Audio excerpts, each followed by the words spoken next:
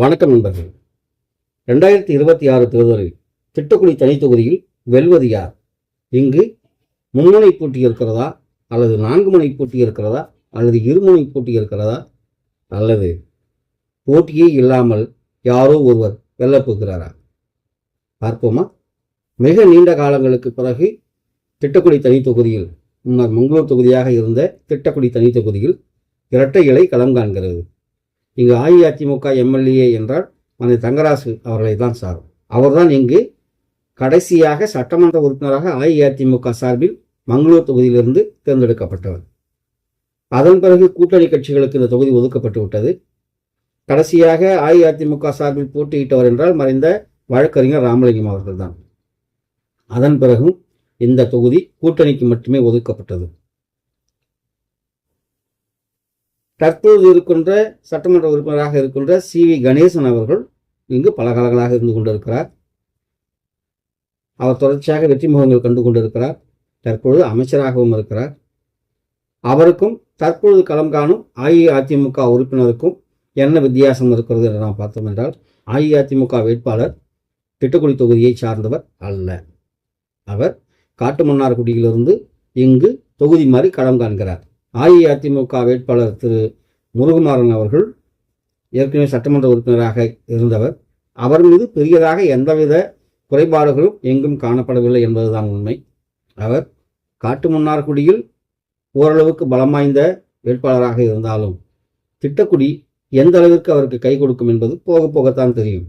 அதே நேரத்தில் சி.வி. கணேசன் அவர்களுக்கு ஆளுங்கட்சியின் மீது இருக்கின்ற வழக்கமான ஒரு எதிர்ப்பை தவிர வேறு எந்த விதமான எதிர்ப்புகளும் இங்கு இல்லை என்பதுதான் உண்மை. இந்த எதிர்ப்பு வெற்றியை பாதிக்குமா என்றால் கண்டிப்பாக இல்லை என்றுதான் கூறவும். இங்கு போட்டி என்பது திரு முருகுமாறன் அவர்களுக்கும் திரு சி.வி. கணேசன் அவர்களுக்கும் மட்டும்தானே தவிர இங்கு மற்ற எந்த கட்சியினரும் போட்டியில் இல்லை என்பதுதான் உள்ளங்கை நெல்லிக்கனியாக இருக்கிறது. அப்ப விஜய் கட்சி இருக்குன்னு சொல்வீங்களே, அவர்கள் இருக்கிறார்கள். தாவேகா இருக்கிறது, நாம் தமிழர் இருக்கிறது. இவர்களும் போட்டியிடுகிறார்கள். இவர்கள் எந்த அளவிற்கு வாக்கு வங்கியை பாதிப்பார்கள் என்பதெல்லாம் சொல்வதற்கு இல்லை.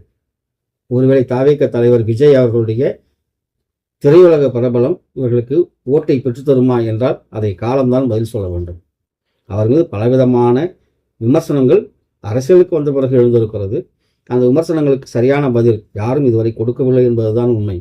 தற்பொழுது பிரச்சாரத்தில் இறங்கியிருக்கின்ற தாவேக தலைவர் விஜய் அவர்கள் அதற்கான சரியான ஒரு பதிலினை கொடுத்து விட்டார் என்றால் அவர் இந்த தேர்தல் போட்டியில் களத்தில் அவரும் ஒரு முன்னணி போட்டியாளராக இருப்பார் என்பது மாற்று கருத்துக்கு இடமில்லாமல் இருக்கும்.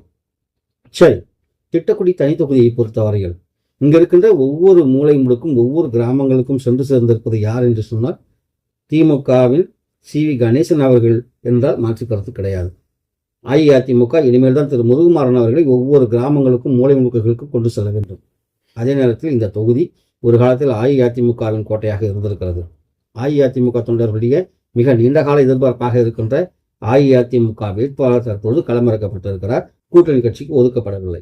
அஇஅதிமுக தொண்டர்கள் முன்னே போதியும் விட மிக வீரியமாக தேர்தல் வேலை செய்வார்கள் என்பதை மறுப்பதற்கு கிடையாது. இங்கே அஇஅதிமுகவிற்கு இருக்கின்ற ஓட்டு வங்கிதான், அதை நம்பிதான், அந்த வளத்தை நம்பிதான் முருகுமாறன் அவர்கள் தொகுதி மாறி இங்கு நிற்கிறார். அரசியல் சதுரங்கத்தில் எந்த காய் எங்கு வீழ்த்தப்படும் என்பது யாருக்கும் தெரியாது. அதே நேரத்தில் இந்த தேர்தல் போட்டியில் முந்துவது யார் என்று பார்த்தோம் என்றால் தற்போதைய சூழ்நிலையில் திரு சி.வி. கணேசன் அவர்கள் ஒருபடி முன்னே இருக்கிறார். அவருக்கு பின் முருகுமாறன் இருக்கிறார். அதற்கு பின்னே இருப்பவர்களை பற்றியெல்லாம் இப்பொழுது எந்த கணக்கும் கிடையாது. அவர்கள் போட்டியில் இருக்கிறார்கள். வெல்வது யார் என்று இவர்கள் இருவருக்குள் தான் போட்டி இருக்கிறது. ஆயினும் தற்பொழுது வெற்றி முகத்தை நோக்கி சென்று கொண்டிருப்பவர் சி.வி. கணேசன் அவர்கள். திரு முருகுமாறன் அவர்கள் ஜெயிப்பது அவருடைய கடின உழைப்பில் இருக்கிறது.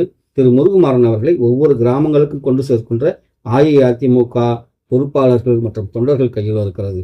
மீண்டும் அதிமுகவின் தொகுதியாக திட்டக்குடி தொகுதி மாறப்போகிறதா அல்லது சி.வி. கணேசன் அவர்கள் தக்க வைக்கப் போகிறாரா? பொறுத்திருந்து பார்க்கிறோம். நன்றி, வணக்கம்.